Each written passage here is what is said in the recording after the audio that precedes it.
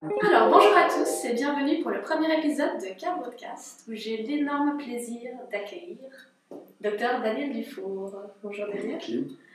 Alors nous, ça fait plus de 10 ans qu'on s'est rencontrés lors de ma formation de naturopathie au sein de l'ECN et tu as marqué les esprits de toute la vallée.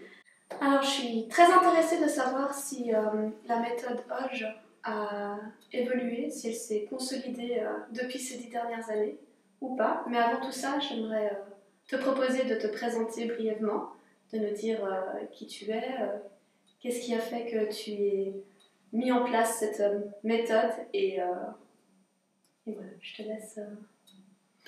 Longue histoire, parce que je ne suis pas jeune, donc j'ai fait mes études de médecine à Genève. Après ça, j'ai fait la chirurgie, je suis devenu chirurgien orthopédiste et traumatologique, toujours à Genève, et je suis parti assez vite dans des pays en guerre. Et là, j'ai découvert ce qu'était que la guerre, d'une part, et puis de ce que c'était que la chirurgie de guerre, parce que je suis allé sur la frontière du Kampuchea, enfin, donc entre le Cambodge et le Vietnam, mais la Thaïlande, puis après en Rhodésie, puis après je suis allé sur la frontière afghane, au Liban, enfin, dans différents pays en guerre, dans le cadre du Comité international Croix-Rouge notamment.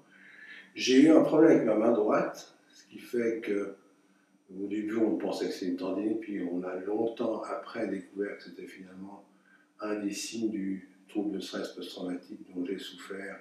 Parce que quand on fait de la chirurgie de guerre, on doit faire ce qu'on appelle un triage chirurgical. Et qu'on doit, disons, savoir quelle catégorie les gens vont décéder, d'autres qui on va pouvoir opérer, puis le troisième qu'on peut opérer plus tard, plus tardivement. Et ça a tout marqué. Mais je n'en suis pas du tout rendu compte sur le moment, bien entendu. Puis après, vu que j'avais ce problème avec la main droite et donc je ne pouvais plus opérer, je continue à faire ce triage chirurgical. Mais je suis passé, disons, dans la coordination médicale, toujours dans le cadre du Comité international de la Croix-Rouge. Et j'ai quitté le CICR. J'ai fait après les études de médecine tropicale. Puis après avoir fini mes études tropicales à Londres, je me suis dit que alors que j'avais toujours dit que jamais je m'installerais comme médecin généraliste, parce que c'est tous des crétins, ce qui est typiquement un chirurgien dit ça. Je me suis installé comme médecin généraliste et là, j'ai monté un centre anti-stress à Genève et je m'occupais des personnes et je me suis vu que j'avais travaillé dans l'urgence pendant 8 ans ou 10 ans à peu près. J'allais me donner du temps pour poser des questions aux patients qui étaient stressés, puisque c'était le but du centre, et d'essayer de comprendre et de les accompagner à ce qu'ils comprennent pourquoi ils étaient stressés. Donc j'ai pris 50 minutes par patient, puis c'est ce que j'ai appris finalement comme médecine, c'est une médecine d'accompagnement, d'essayer de non pas traiter les symptômes, ce qui n'empêche pas de les traiter de temps en temps, mais surtout de remonter aux causes. Et c'est là où chaque fois les patients me disaient c'est à la suite de ceci ou à la suite de cela que je suis tombé malade. Et donc ça a été un peu le début de l'aventure Hodge, qui est un jeu de mots à l'envers d'ego, d'essayer justement d'accompagner des personnes à ce qu'ils retrouvent leur autonomie en se débarrassant de leur mental, de l'ego. On en parlera, je pense que c'est cet ego. Et donc d'aller à l'envers de l'ego, d'où le jeu de mots Hodge à l'envers de l'ego. Alors c'était une longue aventure passionnante parce que c'est là où on découvre finalement que la médecine ça peut être quelque chose de merveilleux à la condition que ça ne soit pas simplement de donner les ordonnances et les médicaments. Alors ça c'est évidemment ça m'a valu quelques problèmes avec c'est ce que j'allais dire, c'est assez innovateur comme... Oui, c'est innovateur. Pour moi, c'est de la vraie médecine. C'est vraiment s'intéresser à la personne que l'on a en face, sachant que chacun est complètement différent. Tout à fait. Et ce qui est génial dans cette médecine, c'est que finalement, moi je dis toujours que c'est un métier de fainéant, parce que la personne, si on l'écoute, elle dit de quoi elle souffre, pourquoi elle en souffre, et elle dit même comment elle veut, et elle accepte de se traiter. c'est résumé ce que je viens de dire, mais disons, ça a été une découverte, et c'est toujours une découverte, parce que chaque personne étant différente des autres, mais on écoute l'histoire, mais on écoute surtout la personne qu'on a en face. Et est-ce que tu as trouvé une explication de pourquoi on se coupe autant, justement, de son savoir et de son être, au point d'en arriver à devoir avoir un intervenant qui nous reguide sur le chemin, justement, de la santé et d'une guérison? Alors, moi, je mets tout sur le dos de ce que j'appelle le mental ou l'ego. Le mental et l'ego, il a trois grandes caractéristiques dans la définition que je demande aux gens d'accepter. Première caractéristique, c'est celui qui nous coupe du moment présent, qui nous met dans le futur, donc dans les appréhensions, les peurs, les anxiétés, les phobies, la perte de confiance en soi, et là on est tendu. Deuxième façon de couper du moment présent, c'est de nous mettre dans le passé, mais ça s'appelle les regrets, les remords, les culpabilités, et là aussi on est tendu. Alors le premier pilier de la méthode Hoche, qui est d'aller à l'envers de l'ego, ça va être d'essayer de revenir dans le moment présent, en portant notre attention à notre corps physique, en portant notre attention à notre corps sensoriel. Mais cet ego, il a aussi une autre caractéristique, c'est qu'il nous coupe de la reconnaissance, du ressenti et de l'expression de nos émotions, de joie, de tristesse, de colère. Quand on a envie de crier et qu'on ne crie pas, on est aussi tendu. Quand on a envie de rire aussi et qu'on ne rit pas, on est aussi tendu. Et idem pour la tristesse. Troisième partie caractéristique de cet ego, c'est celui qui nous coupe de la personne que l'on est, selon notre enthousiasme, notre savoir-idée, notre spontanéité, de ce que moi j'appelle notre noyau fondamental, ça veut dire un peu notre âme, si on veut. La personne qu'on est depuis la naissance, puis à la naissance, on n'a pas d'ego, parce qu'un enfant, il est dans le moment présent, il vit ses émotions et tout. Puis petit à petit, l'éducation construit, nous apprend que c'est pas bien de pleurer, que c'est pas bien de crier, qu'il faut faire comme les gens disent et non pas comme on a envie vraiment soi-même.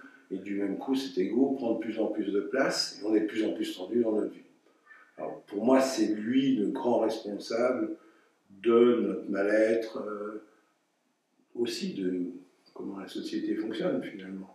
Parce qu'elle est menée par l'ego, par toi, moi, et on n'est pas du tout liés. Ça, c'est tout l'univers de la séparation, tout l'univers dans lequel malheureusement notre société est plongée. Oui.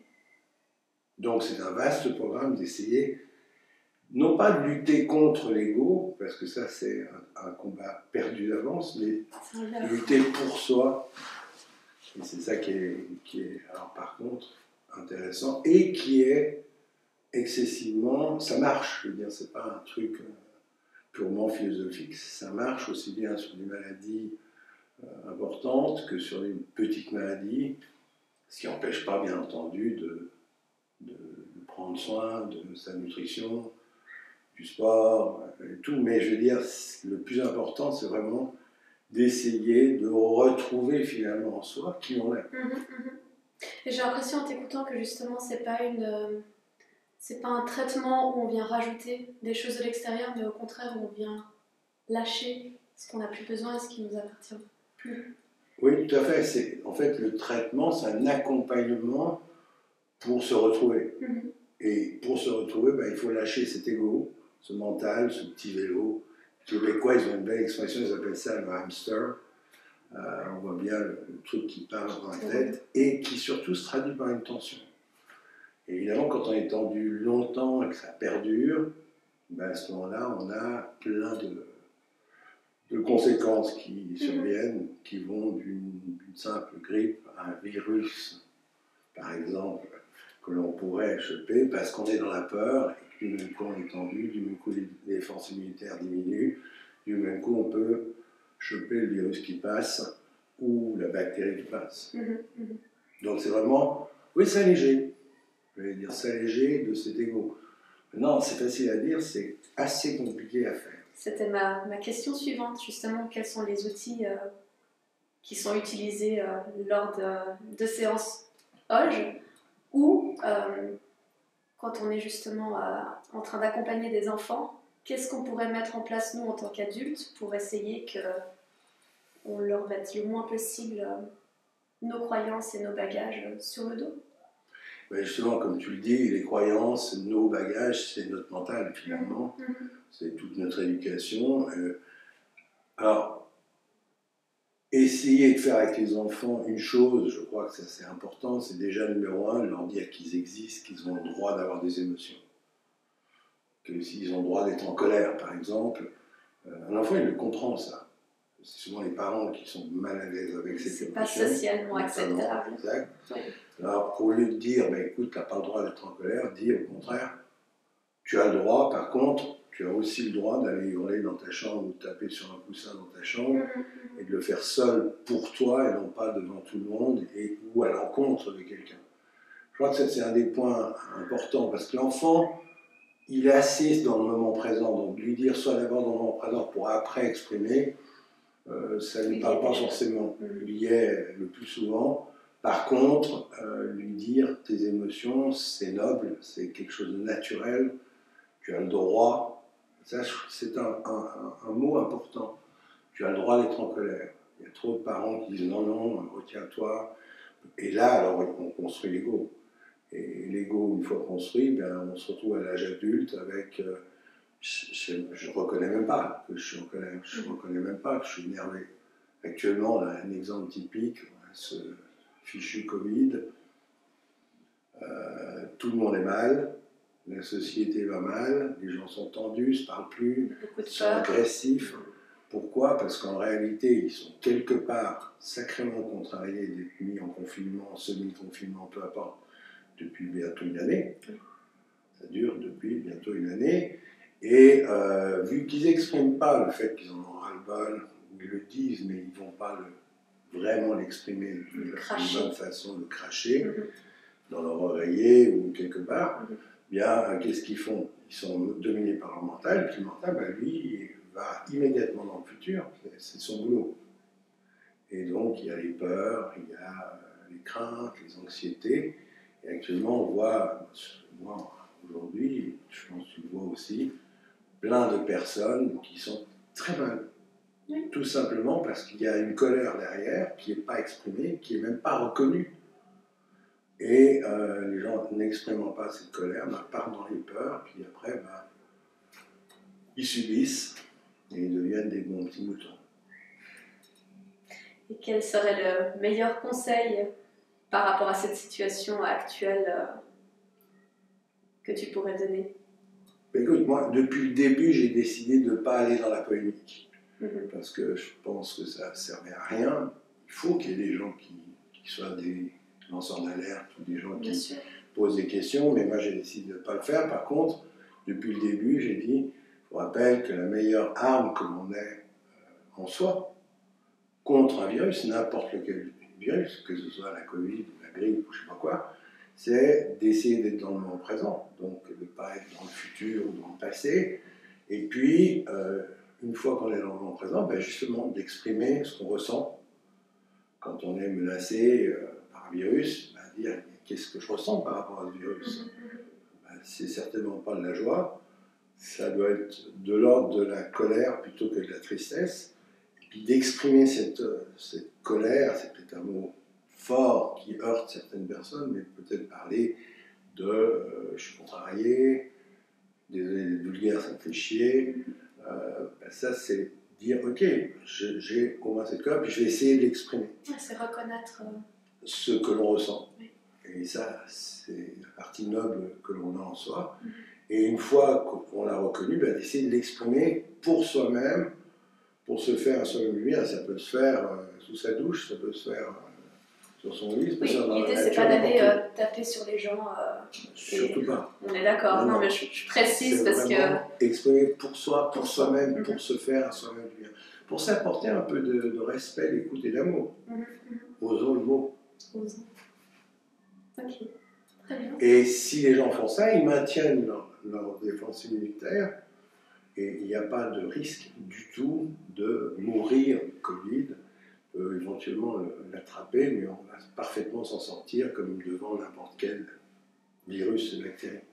Donc comme tu disais avant justement par rapport à la maladie qui pénétrerait justement dans notre système immunitaire, il y aurait une corrélation à faire avec ces émotions et le fait qu'elles soient exprimées ou non. Oui, ça c'est important, quelle que soit la maladie, je vais très loin en disant ça, il y a toujours à la base une diminution des défenses immunitaires. Et pourquoi ces défenses immunitaires sont atteintes, ou plutôt le système immunitaire ne marche plus comme il devrait marcher, c'est parce qu'il y a un autre système qui s'appelle le HPA, peu importe, tu as appris tout ça, qui est là et qui bouffe beaucoup d'énergie. Et étant donné que ce système prend beaucoup d'énergie, finalement l'autre système immunitaire n'en a pas assez, du même coup il y a un déclin de ce système. Et du même coup, les cellules anormales, donc, qui créent un cancer et tout, ou les virus ou les bactéries, peuvent donner libre cours. Si on va en amont de cela, c'est-à-dire qu'on travaille sur les émotions qui sont bloquées et tout, eh bien on va avoir à ce moment-là un rétablissement du système immunitaire, de toute sa fonctionnalité, et ça marche. Et on peut guérir de choses dites graves, mais assez vite, et même très vite, parce qu'on a retour de ce système immunitaire à partir du moment où on a enlevé le stress qui est en amont. Stress qui veut dire simplement tension. Et on a ces capacités, chacun d'entre nous a ses capacités en soi. Malheureusement, la médecine ne s'intéresse pas trop à cela, elle traite, elle, plutôt les symptômes. Alors, on tape avec des anti-diarrhéiques, des anti-vomitifs, des anti-ceci, des anti-tout ce qu'on veut, et on se bat contre la maladie.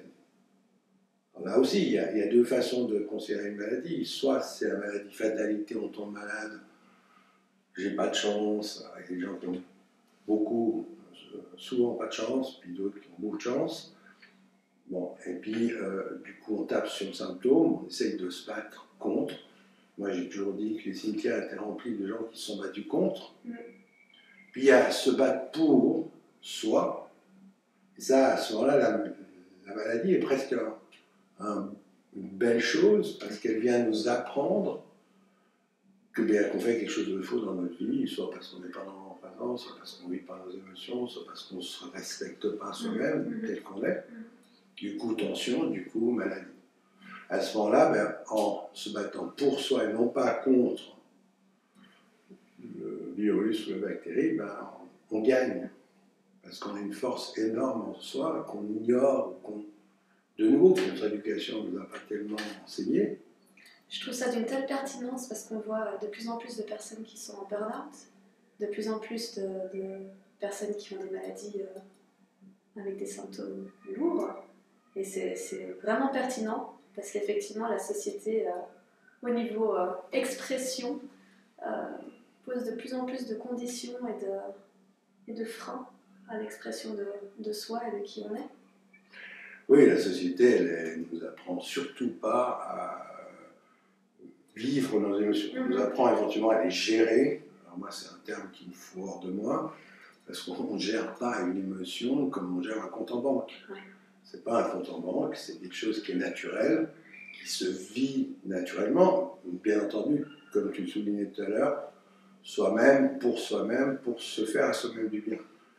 Mais c'est important, ce pour soi-même, pour se faire à soi-même du bien, ça veut dire que quelque part, on n'a pas à se justifier de la justesse de nos colères ou de nos tristesses. Il nous faut simplement les vivre. Alors quand je dis simplement, ça paraît simple, mais il y a ce foutu mental qui lui vient toujours et qui dit mais non, c'est pas bien, tu dois, il faut, il y a qu'à. Ça c'est le mental aussi. Preuve en est que si on dit il faut, il y a qu'à, on est déjà tendu. Alors c'est lui qui est finalement le grand ennemi, parce que dans la définition qu'on lui a donnée, le mental ou l'ego n'a rien de positif. Maintenant, simple à dire, plus compliqué à faire, mais il va falloir éteindre ce mental. Et avoir un lieu sécurisé où on peut justement lâcher un peu la soupape et exprimer, comme tu disais, pour soi, pour s'accompagner déjà soi-même. Mais... Oui, et puis on peut être aussi accompagné par des gens qui Justement, j'y venais. C'est ça. Donc déjà que les enfants puissent avoir chez eux un endroit sûr où ils peuvent le faire, pour en faire des adultes de demain un petit peu plus libérés Et du coup, comment se traduit un accompagnement, par exemple, typique? Alors, la base de l'accompagnement, le mot accompagnement, tu vois, c'est pas choisi au hasard. C'est pas je guide, c'est pas je te donne une ordonnance ou bien je te donne des ordres, c'est pas du coaching qui est un peu directif. C'est au contraire, l'accompagnement, ça veut dire, c'est une notion qui veut dire on va ensemble cheminer pour aller à la découverte de toi, enfin toi le patient, la personne qui est en face, et non pas moi je t'explique ce que je sais, parce que moi je fais des grandes études, je suis vachement bien, je suis très doué. La science infuse. Voilà, puis j'ai le pouvoir parce que toi tu sais rien, et donc je vais t'expliquer comment il faut que tu manges, comment il faut que tu respires, comment il faut que ceci. C'est de dire, voilà, la base c'est vraiment d'écouter, c'est une écoute qui doit être active et non pas passive. C'est-à-dire, on ne va pas entendre, écouter le discours de la personne qui dit oui, je suis en plein divorce et je ne suis pas bien parce que ça va être, si on donne un exemple, plutôt mais qu'est-ce que vous ressentez? Ce qui abrège du reste le discours de la personne, parce que souvent, elle ne sait pas très bien ce qu'elle ressent. Elle ne sait même pas qu'elle ressent. Elle sait qu'elle n'est pas bien. Puis elle vient chercher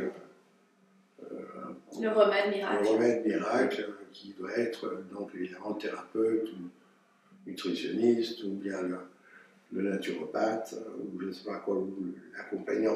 Non, c'est toujours ramener la personne à elle, à ce qu'elle ressent, pour voir finalement tous les blocages qu'exerce sur elle son mental. Alors il y a après des techniques toutes simples qui ne sont pas des choses très compliquées, et notamment d'essayer déjà de revenir dans le moment présent. Si on n'est pas dans le moment présent, on ne ressent rien. On sent qu'on n'est pas bien, c'est tout. Mais on ne sent pas une émotion. Et tout. Donc, revenir dans le moment présent, ça libère déjà des peurs, ça libère des culpabilités. Comment faire? En portant son attention à son corps physique, en portant son attention à son corps sensoriel. Alors, ça peut être bouger les orteils, j'aime bien cet exercice de bouger les orteils simplement. Mais ça peut être aussi porter attention au vent frais qu'on a sur le visage, porter attention à l'eau, à la douche, quand on prend une douche, à l'eau qui coule sur notre corps, au goût, à l'odeur du café qu'on prend ou du thé qu'on prend le matin. Bref, mais ça c'est à refaire, faire pendant la journée. Alors, les gens disent, mais moi j'ai pas le temps. On a parfaitement le temps et le faisant, en étant plus dans le moment présent, on a une meilleure concentration, une meilleure mémoire, on a une meilleure écoute aussi si on est dans un métier qui demande cela. Deux mots simples, difficiles et compliqués à faire, afin de retrouver nos émotions. Donc c'est tout cet accompagnement, et la personne qu'on est, c'est le plus important, afin que la personne retrouve son autonomie. L'autonomie, c'est pas l'indépendance.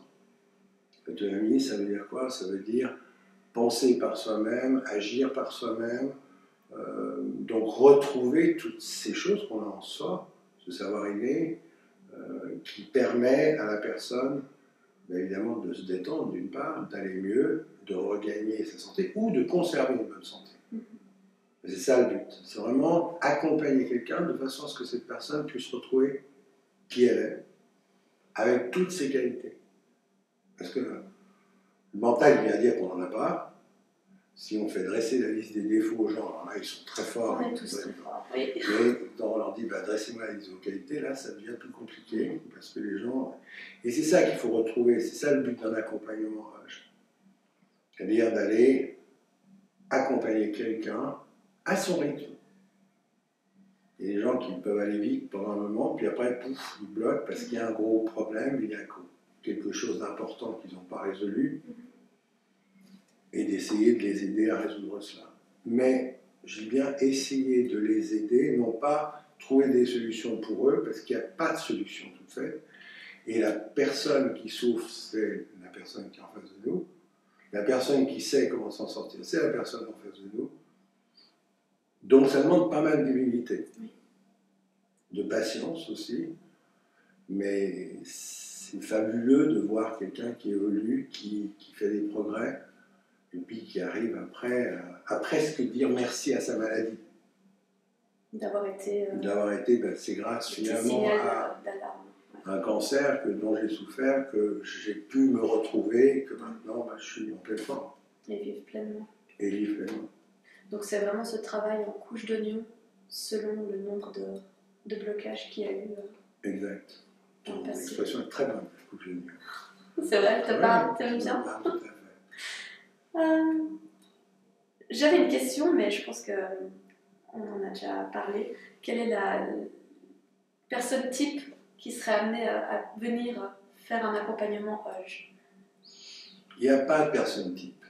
On est un C'est peu vraiment, tous... tout le monde peut voilà. venir parce que, alors, souvent les gens ont besoin d'une porte d'entrée, mais ça peut être aussi bien des personnes qui souffrent de maladies importantes que simplement des personnes, alors, physiques ou aussi psychiques, dépression, burn-out.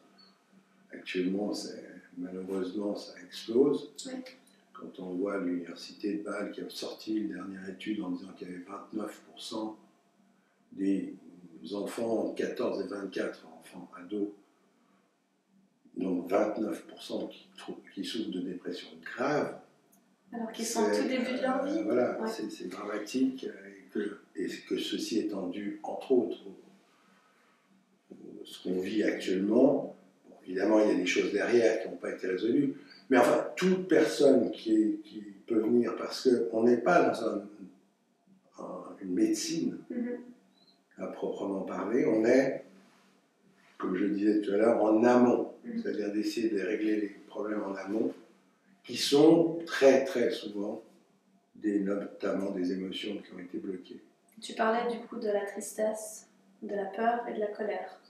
Tristesse, colère et joie. Et joie, parce que pardon. la peur, c'est une... Non, mais la question est pertinente. La peur, c'est une création de notre mental qui en fait nous met dans le futur. Si demain il se passe ceci, si je bafouille, si, donc on est dans le futur. Il suffit de se remettre dans le présent, on n'est plus dans la peur.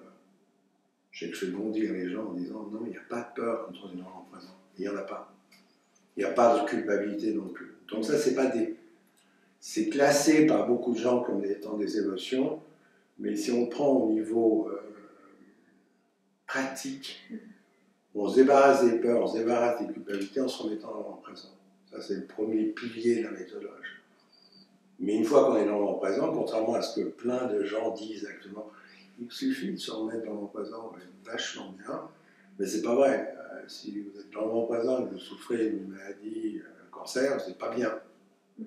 Bah, imaginez que, bah oui, c'est bien, c'est génial, tout non. Et puis, si vous êtes dans une situation difficile actuellement au niveau économique, vous n'êtes pas bien dans le moment présent. Mais revenir dans le moment présent permet non pas d'être bien, mais de reconnaître à ce moment-là ce que l'on ressent. Qu'est-ce que je ressens du fait que je suis dans une situation économique compliquée? Qu'est-ce que je ressens du fait que je souffre de ça? Et là, on va tomber soit sur la joie, soit sur la tristesse, soit sur la colère. Colère étant un mot peut-être extrême pour certains, mais ça peut être la contrariété, ça peut être j'en ai marre, ça peut être juste ça m'enquiquine, ça me dérange. Enfin bref, il y en a plein de façons différentes de nommer finalement cette émotion qui est la colère, qui est l'émotion mal aimée. Parce qu'en fait, les gens la confondent avec la crise de rage, qui est destructrice, qui est violente, qui s'adresse à l'autre. Donc la colère, comme tu l'as bien souligné tout à l'heure, la colère, elle se vit pour soi-même, par soi-même, pour se faire à soi-même du bien, donc seul, dans une pièce, dans un endroit, dans la nature, peu importe. Ok. Je me suis permise de prendre un de tes livres, un de tes ouvrages. Tu en as écrit plusieurs, toujours dans le même état d'esprit de pouvoir justement exprimer ses émotions et puis être dans une authenticité par rapport à soi-même. Est-ce que tu as un nouvel ouvrage à venir? Est-ce que tu es en train d'écrire un nouveau... Alors, le dernier que j'ai écrit, c'était principalement par rapport au trouble de stress post-traumatique, qui est quelque chose qui est beaucoup plus courant qu'on ne le pense. Beaucoup de gens qui ont été battus, qui ont été violés, alors évidemment, là, on parle de trauma, mais des gens qui ont vécu des enfances excessivement difficiles. Notamment, la blessure d'abandon peut être une source de troubles de stress post-traumatique. Donc, mon dernier ouvrage, c'est le bout du tunnel. C'est pour essayer de présenter qu'on peut parfaitement guérir du trouble de stress post-traumatique, ce qui n'est pas dit actuellement, malheureusement, par mes chers confrères psychiatres et autres. On dit on peut vivre avec, il va falloir vivre, on donne des médicaments, on fait des thérapies très compliquées, parce qu'on ne va pas aux émotions. Et en fait, il y a des millions et des millions de gens qui souffrent de ce trouble de stress post-traumatique, qui est encore assez mal connu. Donc ça, c'était une des choses que je voulais faire absolument. J'ai un livre en préparation, mais qui devait sortir en octobre. Ça a été repoussé à octobre 2021, qui parlera d'un sujet qui va intéresser toutes les personnes, notamment du vieillissement, en disant que, en remettant un peu en question certains savoirs qu'on nous impose sur le vieillissement, sachant que le temps n'existe pas, enfin bref. Et ça, c'est à venir, c'est encore prochainement. Normalement, je touche du bois parce que je ne sais pas si ça va se faire ou pas, puis ça a déjà été repoussé d'une année à cause du Covid, en octobre ou septembre 2021. Je me réjouis de découvrir ces nouvelles pages. C'est intéressant. Je pense que ça m'a un peu heurté pas mal de personnes, mais bon, il faut le faire. Il faut le faire. Parce qu'actuellement, on a à disposition des nouvelles connaissances depuis que toute la physique quantique est sortie et a été mise en avant, qui nous disent qu'on n'est pas simplement des cellules et pas simplement des amas de tissus, qu'on est de l'énergie qui circule. Et que cette énergie, on sait qu'elle ne meurt pas, elle se transforme éventuellement. Oui. Donc, est-ce que la croyance comme quoi on doit vieillir, qu'il faut qu'on vieillisse et qu'on va tous terminer dans la tombe, est-ce que c'est réellement vrai ou c'est simplement une croyance qu'on répète à l'enfant dès qu'il naît? On dit la seule chose que tu saches, il faut que tu saches, c'est que tu vas mourir. Un jour. Un jour. On ne sait pas quand, ni Exactement. comment. Exactement, mais ça c'est certain. Ouais. Bon. Maybe.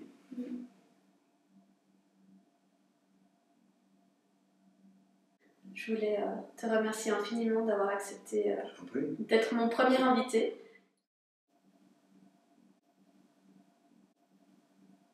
Juste te remercier d'être venu, te témoigner qu'on est plusieurs de m'aveler d'il y a 12 ans en arrière maintenant à encore se souvenir des termes tels que le hamster, le petit vélo et le mais. Ce mais qui est toujours présent. Et ton intervention nous a beaucoup marqué et plusieurs personnes utilisent encore les techniques que tu nous avais enseignées dans leur pratique au jour d'aujourd'hui. Donc un tout grand merci pour ta générosité et pour toutes tes explications. Et merci pour cet entretien. Merci à toi de m'avoir accueilli. Merci.